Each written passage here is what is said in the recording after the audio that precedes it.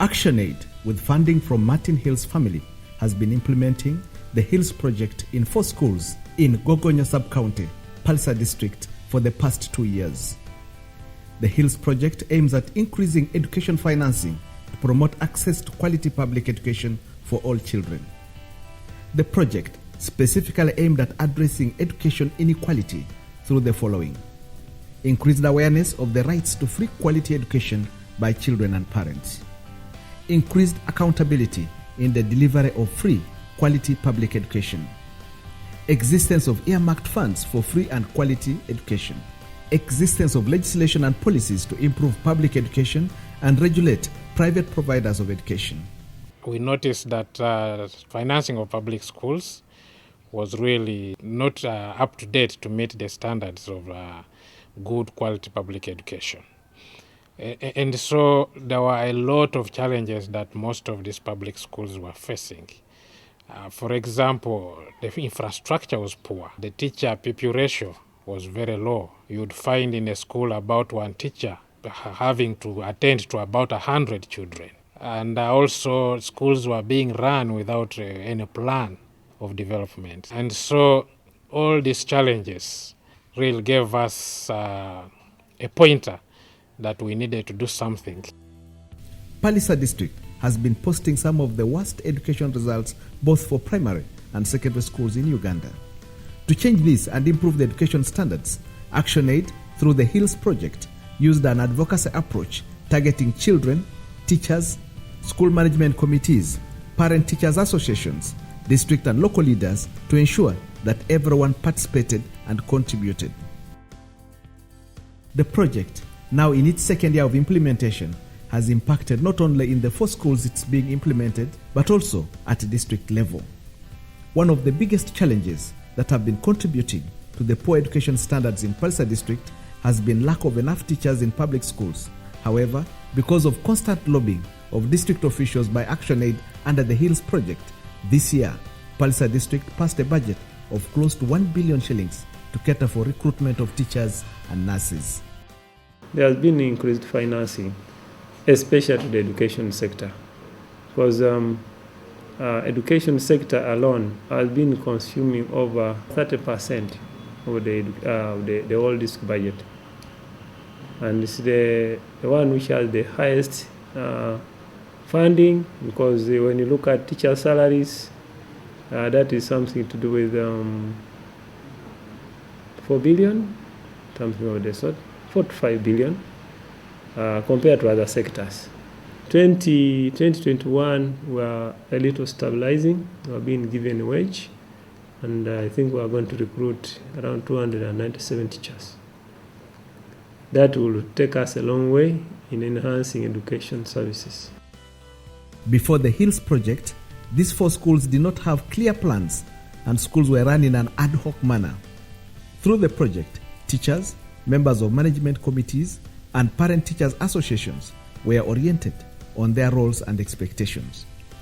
As a result, each of the schools came up with school improvement plans, which have been a driver for development in these schools. With the Hills Project, we've really been trained in as far as management of schools are concerned, and as far as improving performance is concerned. They discussed on the challenges, and they came up with the way forward. And we have implemented some of them. Using the school improvement plan, Gogonyo Primary School identified school feeding as a priority to increase pupil retention in school and their concentration in class. The school cleared 8 acres and planted several food crops. Feeding at school is starting to have an impact because Gogonyo School, which has never had any pupil passing in 1st and 2nd grade, had some pupils passing in 2nd division in last year primary leaving examinations. School administrators are hopeful of having pupils passing in Division 1 this year. Following our school improvement plan for 2019, and to make children's education at school, we took an initiative of planting crops on the school garden so that to boost the feeding program at school. Children should not escape from school because of there's no food at school. Here we have here 2 gardens of cassava. As you see, they are very long. Then we have cowpeas, we have potatoes, we have maize behind, there's beans behind there. All of this is out of the plan from the school management committee. Through this activity now we have done at school in the school land, we are now sure that our children are going to improve on their performance. Kachango Primary School realized that girls were missing up to 15 days a term because of menstrual hygiene. So in their school improvement plan, they lobbied the district, who put up these washrooms and a 5-stanza pit latrine for the girls. Girls can now still attend school despite being in their menstrual periods. We made the reusable pads, we distributed to these girls. We have the washroom, they were sensitized, we guided and counseled them. They are free now. In case of any problem, they go and wash. We have the changing dresses. They study for the holiday compared to the previous days where they could sit at home until the period is over. Kachango Primary School also used not to have enough classrooms, so some children used to study under the trees. However, with support from ActionAid, the school managed to lobby the district, who constructed this 2-classroom block. When ActionAid came in to sensitize those stakeholders, last year we received a 2-classroom block, which is even there, as you can see, because ActionAid came in to lobby, helped us to lobby from the district. And then another thing is that one about the store. As a result of their sensitization, parents came in and contributed towards the construction of the school store. Yeah, learning environment actually has been improved because originally you could find children studying under trees. When it rains, children just run away. But now, at least because of those classrooms we have received, children are able to study, even if the weather is not good. Ajepet Primary School had the challenge of lack of enough desks. Most of the children would sit on the floor during time for lessons, and this impacted negatively on their learning. They were able to lobby the sub-county, who provided more desks. Ajepet Primary School used to have only 8 teachers for the 1,400 children instead of 26 teachers. We said no, let us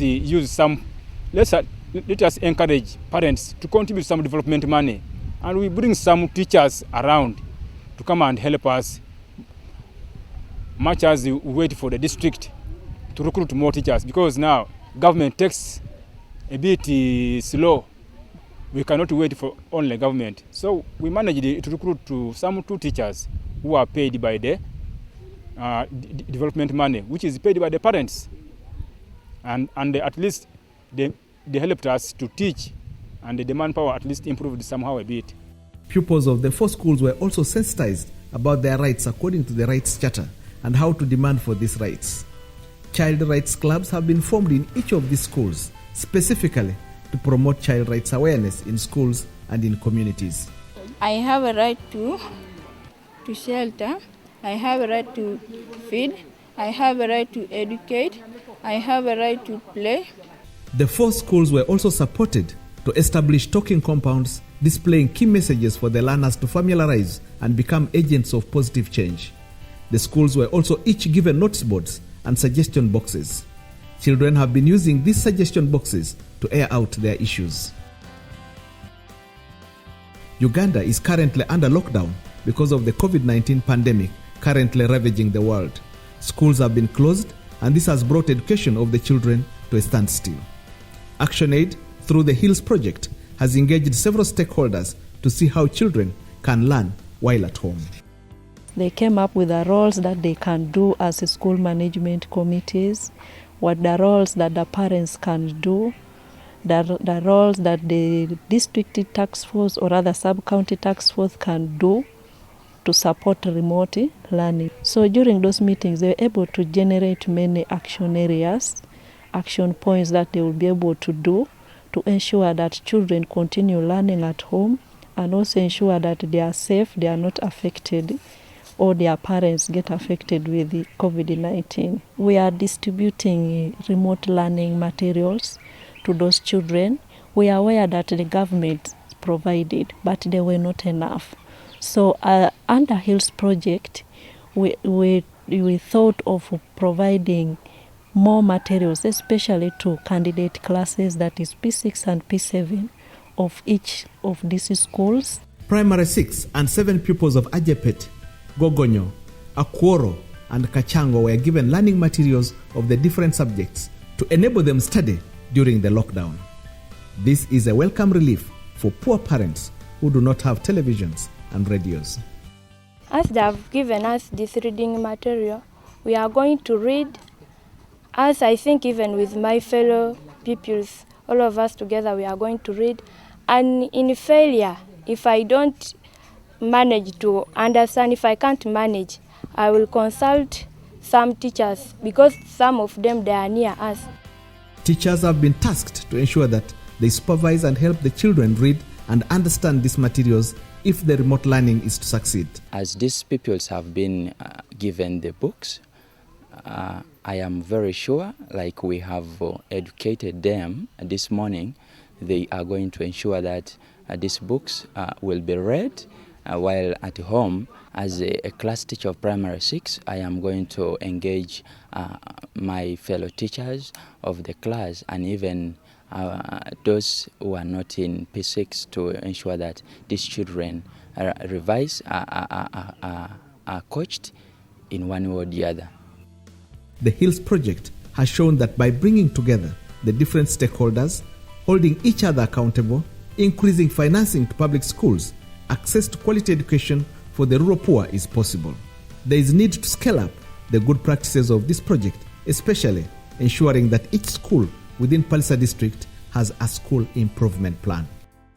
Allow me to thank ActionAid and under the HILS project for the support they have given to this institution in the way that the SMC, PTAs, parents, pupils, and even the teaching staff now know what to do.